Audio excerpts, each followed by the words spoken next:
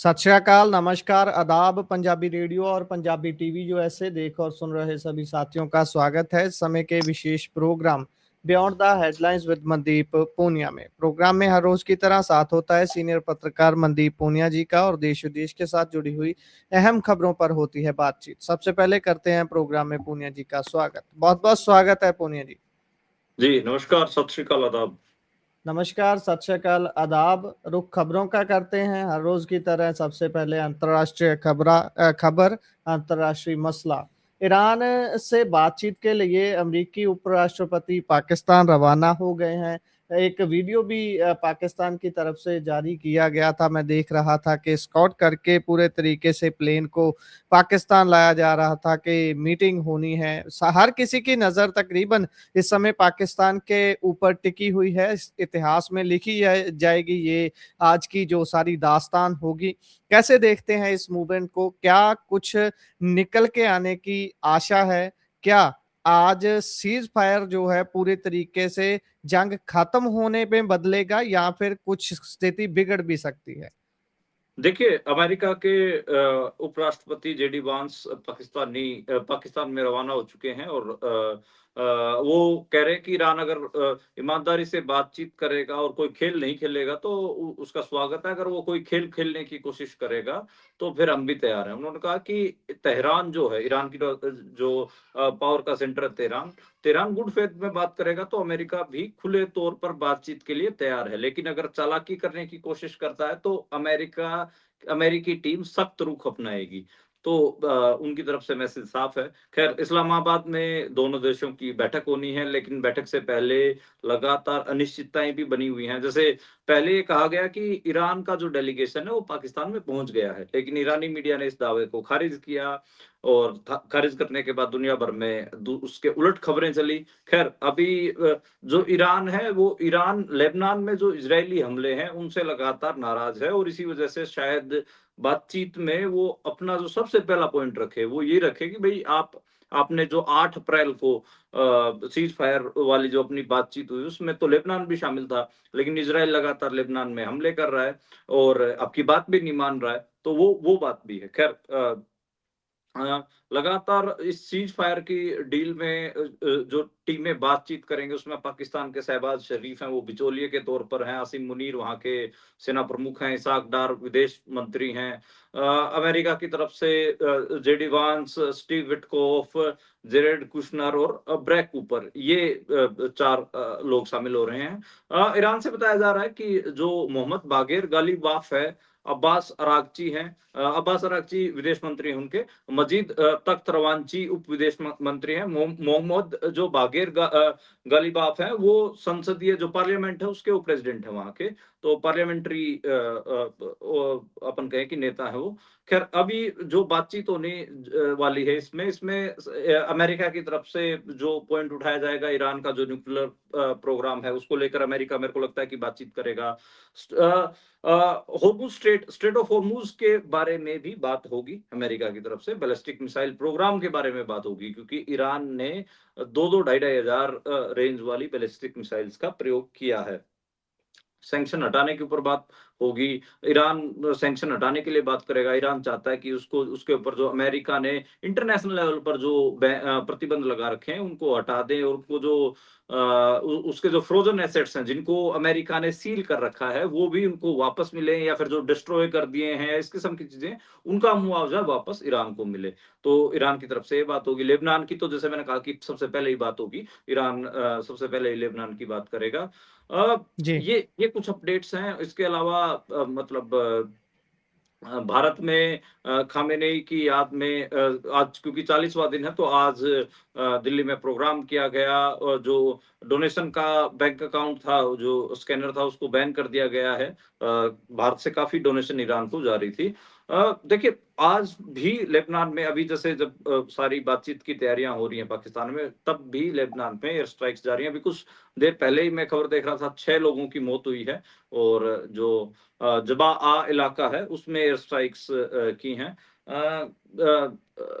अब यही है कि देखते हैं कि क्या रुख निकलता है। जो खामेनेई हैं, मुज्तबा खामेनेई यानी कि सीनियर खामेनेई के बेटे, वो अब सीनियर लीडर हैं, वो कह रहे हैं कि जो खाड़ी मुल्क हैं, बेसिकली वेस्ट एशिया है, वो सही पक्ष में खड़े हों। तो क्योंकि खाड़ी मुल्कों के साथ ये दिक्कत ये भी है कि बहुत सारे अमेरिका परस्त भी हैं, कईयों की पॉलिटिक्स कहीं अप्लाई करे, कोई तुर्की के अलायंस में है, कहीं कुछ है, कहीं कुछ है। तो वो कह रहे हैं कि सही पक्ष के साथ खड़े हों।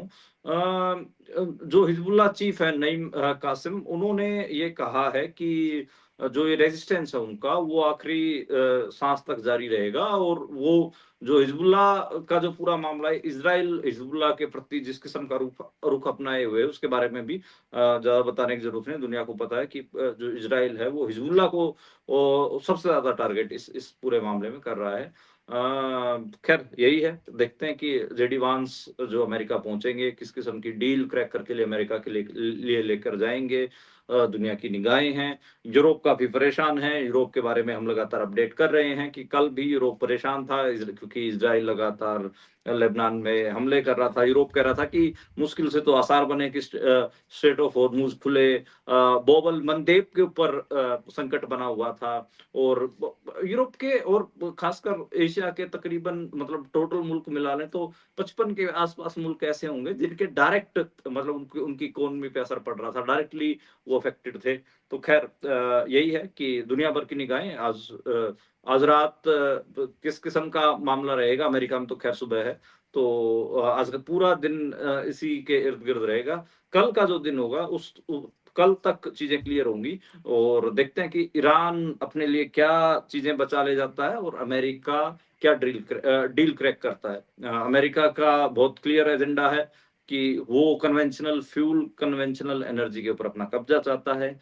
ईरान का कहीं न कहीं एक सम्मानित एग्ज़िट चाहता है, क्योंकि ईरान में नुकसान बहुत हुआ है। मतलब ठीक है कि ईरान को बहुत ऐसे विन-विन सिचुएशन में दिखाया जा रहा है, लेकिन एक हकीकत ये भी है कि ईरान में ठीक-ठाक नुकसान भी हुआ है। तो ईरान भी एक सम्मानित एग्ज़िट चाहेगा कि उसको जब विन-विन सिचुएशन वाली एग्ज़िट मिल रही होगी, तो वो भी मेरे को लगता है कि इस युद्ध विराम चाह रहा है। इंटरनल जो पॉलिटिक्स है ईरान में, वो भी काफ़ी शार्प हो रही है। ऐसा नहीं है कि जो हुकूमत वहाँ पर कर रही है, उसको पूरा जो साथ ही मिल रहा होगा। तो यही यही मामला है कि मुझे लगता है कि दोनों ही मुल्क अमेरिका और ईरान इसमें एग्ज़िट चाह रहे हैं। इज़राइल शैतानी चाह रहा है। अब देखना होगा कि इज़राइल के लिए अमेरिका और ईरान इस बातचीत में कितना स्पेस छोड़ते हैं। मेरे को लगता है कि अमेरिका के दिमाग में जच गया कुछ, फिर इज़राइल भी कुछ ज़्यादा मतलब जिसको कहते हैं ना कि चुसक नहीं पाएगा, मतलब ज़्यादा वो फिर ना-नुक्कर नहीं कर पाएगा अगर अमेरिका ने कोई बात को क्लिंच कर लिया तो। जी। और इससे आगे बढ़ें तो बात अभी भारत की करते हैं। वृंदावन से खबर आ रही है कि यमुना में एक नाव डूब गई, जिसकी वजह से अभी तक तो 10 पर्यटकों की मौत की खबर आ रही है। लाइफ जैकेट नहीं पहनी हुई थी, ये बताया जा रहा है, और ये भी खबर आ रही है कि उसमें जो सवार लोग थे, उसमें से कुछ पंजाब के भी थे। हाँ, मतलब ज़्यादातर लोग पंजाब से थे इसमें। बाके बिहारी एक पर्यटक बाके बिहारी क्लब के सदस्य थे, पंजाब से घूमने गए हुए थे। इस जो मरने वालों में जो संख्या है 7 महिलाओं की है, 3 पुरुषों की है। वैसे तो इस नाव में तकरीबन 25-26 के आसपास लोग बैठे हुए थे। लाइफ जैकेट नहीं पहनी हुई थी जैसे आप बता रहे हैं, और ये जो घटना है तकरीबन दोपहर 3 बजे के आसपास का है। मथुरा में यमुना नदी है, उसका ये मामला है, और जैसे ही ये नाव पलटी है तो अभी रेस्क्यू टीम हालाँकि सर्च ऑपरेशन कर रही है, 3 से 5 लोग अभी और भी लापता हैं, तो देखना होगा कि क्या चीज़ें हैं। ख़ैर जो वीडियोज़ आए हैं वो बहुत भयावह हैं, और ख़ैर बहुत सारे लोगों को बचा भी लिया गया है। ये जो पूरा एक बाके बिहारी कोई क्लब है, तकरीबन 150 के आसपास पंजाब से लोग वहाँ पर गए हुए थे, और अभी यही है कि जो ये हादसा हुआ है उसमें जो बाकी बिहारी क्लब वाले थे उन्होंने इंस्टाग्राम, यूट्यूब पे भी बहुत सारे वीडियोज़ डाल दिए थे, तो उसको वहाँ के लोकल प्रशासन ने कि पैनिक ना फैले, तो वो उनके अकाउंट्स को बंद कर दिया है। नरेंद्र मोदी ने भी मैसेज डाला है और अपने कंडोलेंस जो हैं वो मरने वालों के लिए भेजी हैं। ये जैसे अलग-अलग इलाकों के हैं पंजाब में, जैसे जो मरने वालों में अभी जो 5 अभी भी लापता हैं। जिनकी तलाश मानिक टंडन है जलालाबाद से, पंकज मल्होत्रा अबोहर से हैं, निशब शर्मा है जगरांव से, यश हैं लुधियाना के, एक युवती है उसका अभी पता नहीं चल पा रहा है कि वो कहाँ से है। तो यही है, देखते हैं कि क्या मामला है। जो वहाँ पर आर्मी तैनात है, आर्मी कह रही है कि भई लाइफ जैकेट पहने होते तो कम से कम 1 घंटे तक नहीं डूबते और मतलब एक सपोर्ट पहुँच जाता और चीज़ें हो जाती। लाइफ जैकेट ना पहनना सबसे बड़ा कारण माना जा रहा है कि जो ये हुआ है। जी, जी। यही ऐसी छोटी-छोटी लापरवाहियाँ ही हैं जो जान ले जाती हैं किसी की भी। ज़रूर अगर आप भी ऐसी सवारी करते हैं तो क हमेशा इन चीज़ों का ध्यान रखें, लाइटली ना लें चीज़ों को। आगे बढ़ें तो असम में इतिहास बन गया है, ऐतिहासिक वोटिंग हुई है, वोटिंग परसेंटेज इतिहास में कभी भी इतना शायद नहीं रहा होगा असम में। हाँ, असम में मतलब रिकॉर्ड तोड़ तकरीबन 86% के आसपास है, 85.91% वोटिंग हुई है। केरलम में बताया जा रहा है कि 78.27 वो वहाँ पर भी रिकॉर्ड तोड़ा, तकरीबन 50 साल से इतनी वोटिंग केरलम में भी नहीं हुई है। पौंडीचेरी में तो 90% के करीब पहुँच गई है, 89.87% यानी तकरीबन 90% के आसपास वोटिंग पुडुचेरी में भी हुई है। तो ख़ैर अब देखते हैं कि क्या मामला है। ये कह सकते हो कि आज़ाद भारत में असम में सबसे ज़्यादा मतदान हुआ है। असम में पहले तो शुरुआती साल थे तब तो 40-50% होता था और कई ऐसा टाइम भी रहा जब वहाँ पर मतलब पूरा अपन कहें कि मूवमेंट था। तो उस मूवमेंट के दौरान 32-33% भी रहा, लेकिन अब पिछले 3-4 चुनावों से बढ़ रहा था। 2021 में 81 था, लेकिन अब 85.91 5% के आसपास बढ़ोतरी, रिजल्ट 4 मई को आएँगे। तो यही है, अभी तो जो वोटिंग है देखते हैं कि इसका क्या असर पड़ता है, लेकिन बीजेपी असम में कॉन्फिडेंट दिख रही है। केरलम में जो कांग्रेस है वो कॉन्फिडेंट दिख रही है। पुडुचेरी में माना जा रहा है कि बीजेपी की को एक सर्टेन एज है, बाकी तो 4 मई को पता चलेगा। आजकल भविष्यवाणी करने के अपने खतरे हैं, तो उन खतरों से बचते हुए हम ये कह रहे हैं कि 4 मई का इंतज़ार करिए। जी। और इससे आगे बढ़ें तो शाह बोले हैं कि ममता भतीजे को सीएम बनाना चाहती है। हाँ, ये असम का जैसे असम, केरलम और पुडुचेरी की तो बात हो गई, यहाँ तो चुनाव निपट गया है। तो अब आपको हेडलाइन्स ज़्यादा बंगाल से मिलेंगी। जैसे हम हुँ, पिछले 2 महीने से लगातार लोगों को बता रहे हैं कि अमित शाह के लिए पश्चिम बंगाल नाक का सवाल है। नाक का सवाल 2021 में भी था, लेकिन उस समय उनकी नाक थोड़ी कट गई थी। तो अब शायद वो दोबारा अपना क्या कहें कि अपना बदला लेने के लिए ममता बनर्जी से वहाँ पर गए हुए हैं। बदला लिया जाएगा या नहीं लिया जाएगा, ये एक अलग बात है। खैर अमित शाह लगातार वहाँ पर हमलावर हैं। वो मतलब जो ममता बनर्जी के भतीजे हैं अभिषेक बनर्जी, उनका नाम ले लेके कह रहे हैं कि इनको सीएम बना देंगे, ये तो नौजवान है, इसको तो कुछ आता ही नहीं है। ममता बनर्जी की एक अपनी फैन फॉलोइंग है, तो वो ये अमित शाह डायरेक्टली ममता बनर्जी के ऊपर टारगेट ना करते हुए उनके भतीजे और किसी को कुछ का कुछ जोड़ रहे हैं। खैर ममता बनर्जी भी इंटरेस्टिंग स्टेटमेंट्स वहाँ पे दे रही हैं। जैसे पिछली बार आपने स्टेटमेंट सुने थे, खेला होबे जी। 2021 का खेला उबे, जो उनका स्टेटमेंट था, उनका पैर टूट गया था। खैर खेला उबे वो दो। अब की बार ममता बनर्जी के मुंह से निकल रहा है, सांप पर भरोसा करना, बीजेपी पर नहीं।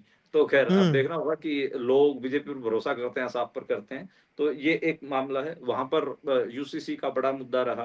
और जो घुसपैठियों का मामला है, बीजेपी कह रही जीरो टॉलरेंस नीति रहेगी, ये रहेगा, वो रहेगा। तो काफ़ी मतलब घुसपैठियों को इश्यू को कम्युनलाइज़ेशन के मतलब वहाँ पर पोलराइज़ेशन करने की ज़बरदस्त कोशिश बीजेपी कर रही है। 2 फ़ेज़ में वोटिंग होगी बंगाल में, 23 और 29 अप्रैल को। रिज़ल्ट वही सेम 4 मई को रिज़ल्ट आने हैं।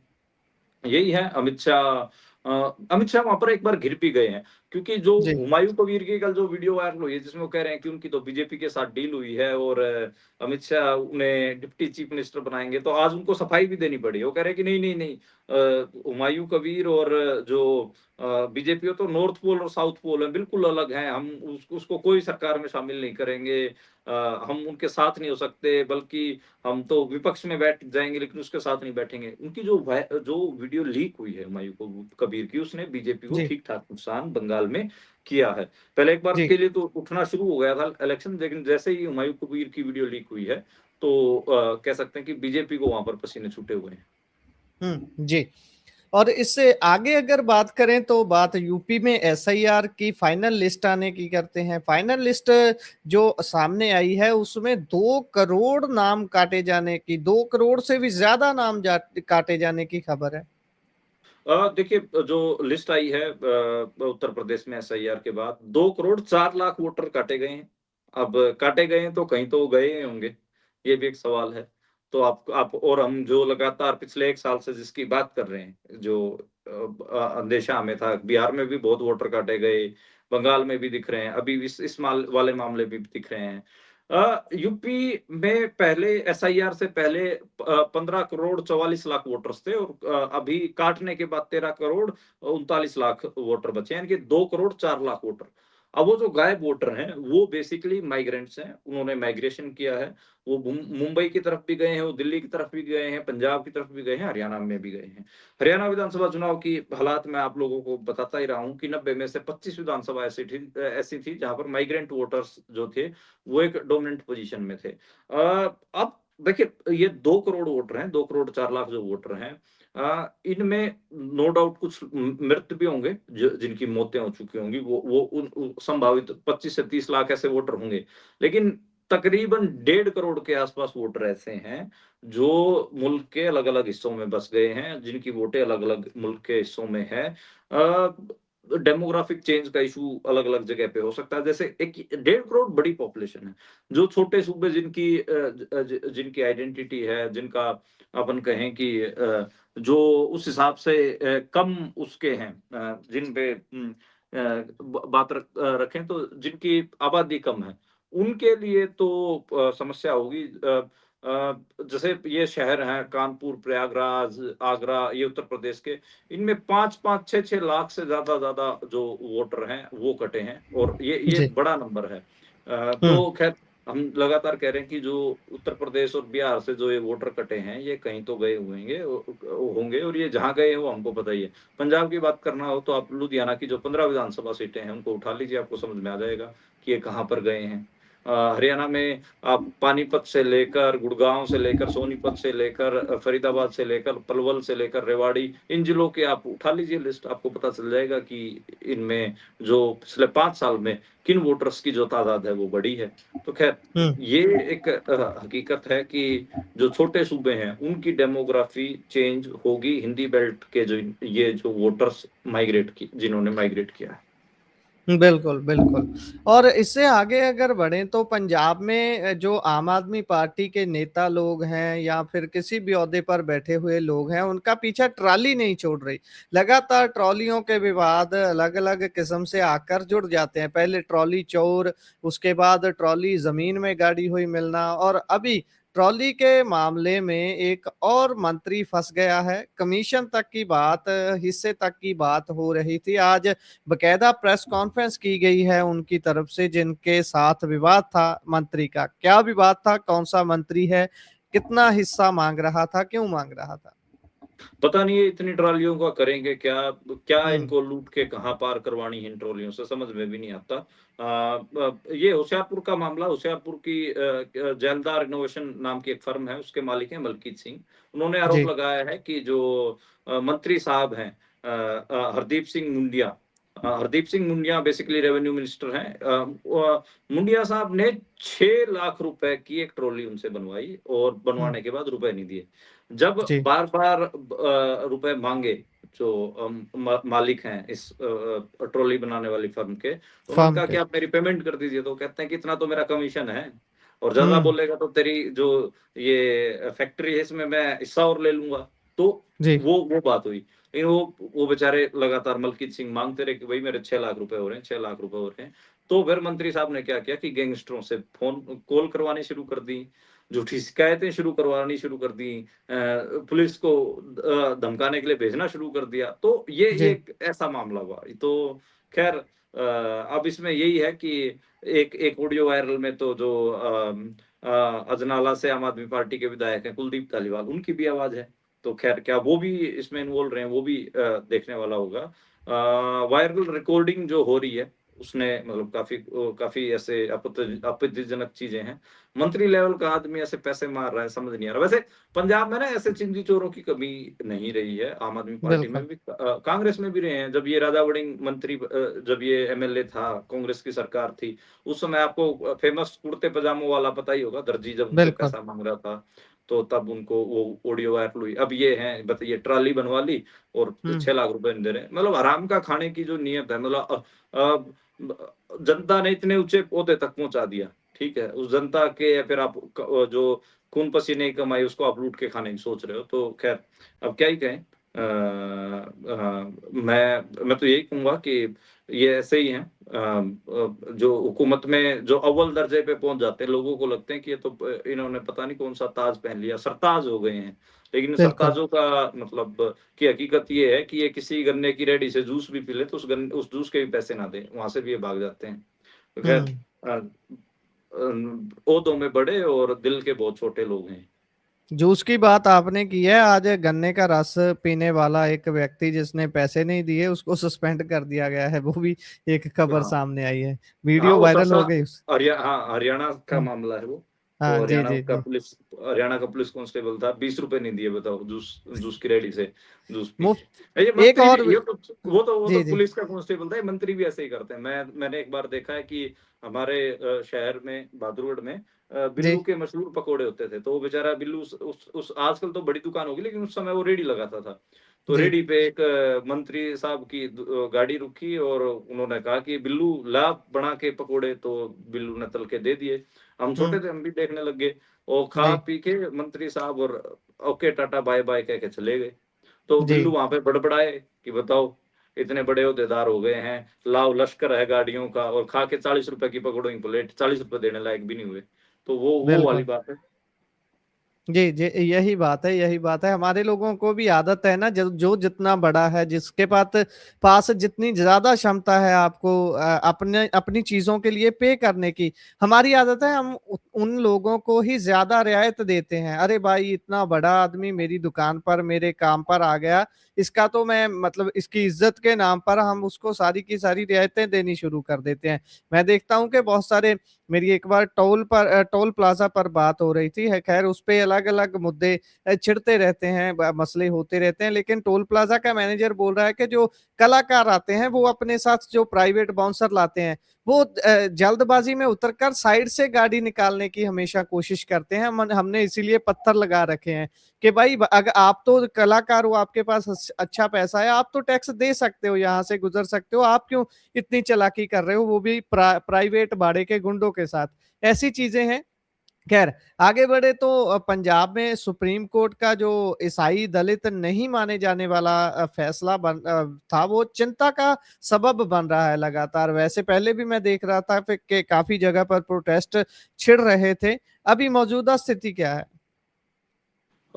देखिए लगातार जो सुप्रीम कोर्ट की वर्डिक्ट है उसका अलग-अलग असर देखने को मिला। ये मामला था आंध्र प्रदेश का। आंध्र प्रदेश में के एक व्यक्ति जो चिंथाड़ा आनंद थे, वो बना आंध्र प्रदेश सूबे की सरकार।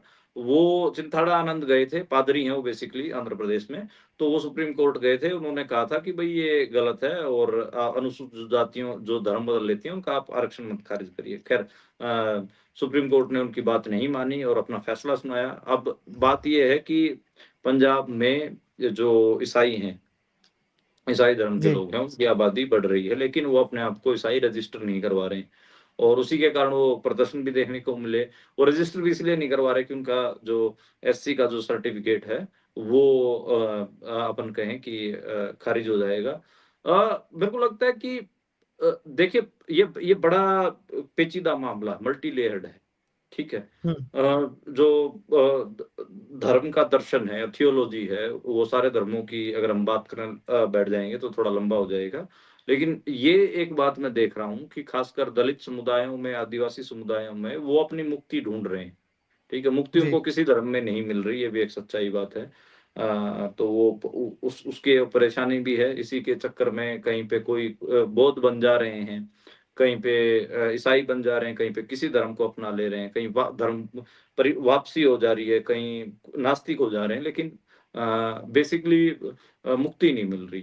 तो देखिए जो 21वीं सदी है इसको बहुत अलग-अलग किस्म से इस टाइम पे जो फिलोसोफर्स हैं खासकर थियोलॉजी पे काम करने वाले वो अलग-अलग तरीके से डिज़ाइन कर रहे हैं। इसको बोल रहे हैं कि मशीनी युग है। इसमें अगर आप अपनी मुक्ति के रास्ते खोजने निकलेंगे तो आपको कहीं नहीं मिलेंगे। इसलिए आप जिस अपनी मूल आइडेंटिटी में कम से कम वहीं टिके रहें और ऐसे और भी बहुत सारी बातें किसी दिन इस पे बात करेंगे डिटेल में कि जो ये धर्म परिवर्तन की जो चीज़ें हैं, जो घटनाएँ बढ़ रही हैं, इनके पीछे क्या मानसिकता काम कर रही है, क्या नहीं कर रही। लेकिन फिलहाल के लिए मुद्दा यही है कि जो दलित समुदाय हैं, वो डर रहे हैं कि कहीं उनका आरक्षण ना छिन जाए, इसलिए वो ईसाई अपने आप को रजिस्टर में दर्ज करवाने से बच रहे हैं। जी। और रिश्वत केस में सस्पेंड डीआईजी बुल्लर को एक और झटका लगा है। हाँ सुप्रीम कोर्ट गए थे ज़मानत के लिए लेकिन सुप्रीम कोर्ट ने उनकी ज़मानत याचिका खारिज कर दी है और ये कहा है कि अभी तो इन्वेस्टिगेशन चल रही है इसलिए फ़िलहाल ज़मानत देना ठीक नहीं है। तो ख़ैर इनकी जो इन्वेस्टिगेशन है अगर वो थोड़ी ठीक तरीके से और लंबी चल गई तो पंजाब के बहुत सारे आईएएस, आईपीएस अधिकारी उलझेंगे। हुँ, तकरीबन 15 जो प्रिलिमिनरी इंक्वायरी है उसमें 15 आईएएस और 17 के आस-पास आईपीएस हैं। तो 30 जी, मतलब रेंज क्रॉस कर गई 32 हो गए। तो हो जी। ख़ैर अब यही है कि जो उनके मोबाइल हैं या फिर उनके जो मूल दस्तावेज़ मिले हैं, डायरी है, नकदी है, बहुत उसमें चीज़ें हैं और कई ऐसे बताया जा रहा है कि बुल्लर साहब के साथ कई अफ़सरों ने क्योंकि कई अफ़सर जैसे मिलके इकट्ठी इन्वेस्टमेंट भी करते हैं, तो वो भी मामले हैं। तो इसलिए और अधिकारी भी उलझेंगे, खाली बुल्लर तक का मामला नहीं है। अब देखना होगा कि इंडियन स्टेट इसको कवर-अप कैसे करता है कि बुल्लर के ऊपर ही आँच रहे और बाकी बच जाएँ। तो वो तो कुछ स्टेट इसका मेकअप वगैरह तो करेगा ही, मेरे को लगता है। हुँ, जी। इसी के साथ प्रोग्राम का समय यहाँ समाप्त होता है। आप जुड़े जानकारियाँ साझा की बहुत-बहुत धन्यवाद। धन्यवाद।